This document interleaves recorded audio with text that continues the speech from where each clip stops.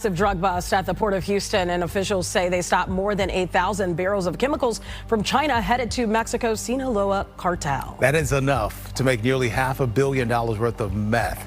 When a Chinese cargo ship arrived at the port of Houston, ICE and CBP agents expected a routine inspection, but instead discovered enough chemicals to produce 15 million doses of methamphetamine, marking the largest bust in U.S. history. The discovery exposed a chilling alliance between China, Mexico's Sinaloa Cartel, and America's own ports, one that is bound to redefine the war on drugs. On June 2, 2025, ICE and CBP agents uncovered a global criminal network linking Chinese chemical suppliers, Mexican cartel distribution channels, and the port of Houston, which had been exploited as an entry point for illicit drug production materials. As the day went on, a cargo ship docked at one of the port's eastern terminals, its containers neatly listed as carrying industrial oxidizers from Tianjin, China. To the ordinary eye, it was just another normal shipment from the East Asian country. After all, China is one of the biggest trading partners with the United States, and such shipments dock daily. However, to the veteran U.S. Customs and Border Protection officers, something was off with this shipment, and they were not about to let it go unscrutinized. They immediately initiated a secondary inspection when subtle irregularities in the documentation caught their attention. Within a short time, a team from Immigration and Customs Enforcement was on site, opening container after container. What they found inside the containers stopped them cold. Right there in front of their eyes were neatly stacked barrels, labeled for plastics manufacturing, containing 110,000 pounds of dicamyl peroxide, a powerful chemical that can become a core ingredient in the production of methamphetamine. The sheer quantity was outright staggering. Once converted, this chemical could help in the production of about 15 million doses of meth. This is enough to flood entire regions of the United States and represents 15 million potential overdoses, further worsening the big narcotics problem in the US. The decision to forge ahead with smuggling the chemicals through U.S. soil only meant one thing. This was no isolated smuggling attempt. It was a result of a well-coordinated transnational supply chain connecting Chinese chemical manufacturers to Mexico's Sinaloa Cartel, using America's most important port as the bridge. Imagine the immense amount of financial networks involved with such operations. This discovery seemed to erase the long-standing reputation that the Port of Houston has developed as the gateway of prosperity. It is ranked among the busiest in the United States, with the ability to handle more than 200 million tons of cargo every year. Simply put, it is responsible for billions of dollars in global trade. However, beneath this facade of productivity, something darker was taking shape, and it would redefine the face of the port in unprecedented ways. It was now deemed to be the front line in a silent war where a legitimate international trade zone was a target for an international organized crime organization. The question remains, how many other chemical shipments have already reached Mexican cartel laboratories? And will the federal agents get to the bottom of this? As the federal agents got deeper into this discovery, a darker pattern began to emerge, one that pointed to a chemical supply chain far more complex than simple smuggling. By now, one thing was clear. This was not an isolated case of a drug shipment. Instead, it was part of the backbone of a transnational manufacturing syndicate that was the brainchild of the Sinaloa Cartel,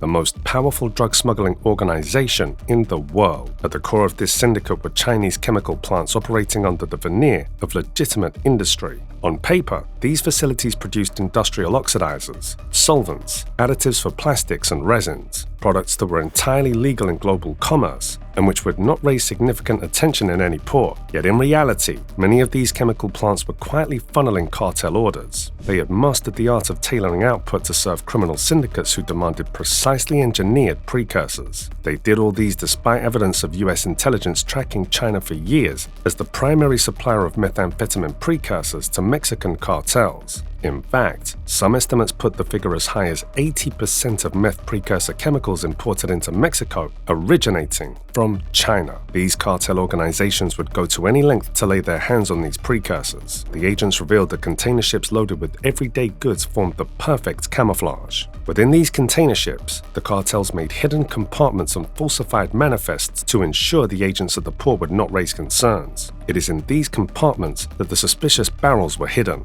The legitimate goods were just a facade. The real cargo was well layered away from the sharp eyes of federal agents. Agents later discovered patterns in shipping lanes that consistently origin in specific Chinese ports bound for Houston. The cartel's operatives clearly understood how to leverage the sheer volume of legal trade in this port to hide their illicit cargo. These chemical precursors also bring other advantages, such as lower transport costs and detection risks. This is just the tip of the iceberg. The next section shows how the network really operated. Make sure you subscribe now and hit that like button as we reveal the full picture below. It also turned out that Houston was no random target for this syndicate. They had done their research and found that it was the perfect smuggling point thanks to its busy schedule. Daily, the port processes thousands of containers, and this provides the perfect ground for reduced scrutiny. For instance, in March 2025 alone, the port's public terminals handled approximately 387,000 TEUs. Needless to say, such sheer volume provided the perfect cover for concealment.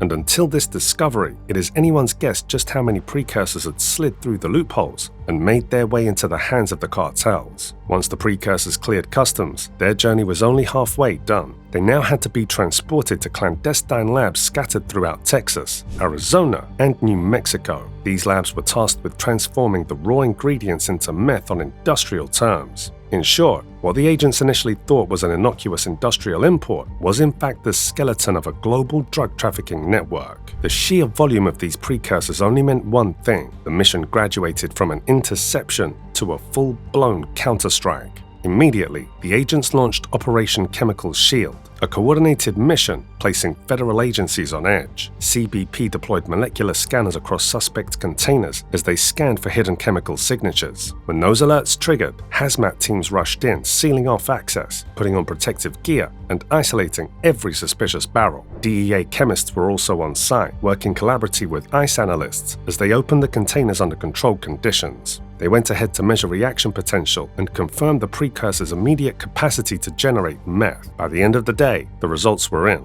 and the suspicion had been confirmed. The shipment was locked down, and the threat was contained. The agents breathed a sigh of relief upon stopping what could easily make its way as one of the biggest hauls in the history of the US. The next step entailed state and federal prosecutors drawing up indictments that spanned chemical weapons trafficking, drug manufacturing conspiracy, and international money laundering. One prosecutor was reported saying that with the Sinaloa Cartel now officially designated a foreign terrorist organization, the charges were bound to carry significant weight, surpassing traditional drug busts. The prosecution team assembled its evidence meticulously, including shipping manifests, container logs, phone records, wire transfers, and lab reports. The case they would build would reach into China, Mexico, and other American ports. The success of this operation sent a stark message. ICE and CBP were on high alert, and the end of this syndicate was nigh. On the other hand, this incident laid bare the new reality. Cartels were no longer content with smuggling finished drugs. They were now daring enough to import industrial-scale precursors that would cause more harm to the American citizenry when processed to finished drugs. It also exposed the harsh reality that ports across America are now seen as easy gateways for illegal chemicals by these cartels. The battle continues. As cartels evolve their smuggling strategies, America must adapt and strengthen its defenses to prevent future chemical shipments. Every bit of chemicals intercepted results in less overdoses, sparing multiple families and traumas within our communities. The main question that remains now is, how many other precursor pipelines lie hidden, ready to be activated? Let us know in the comments section below.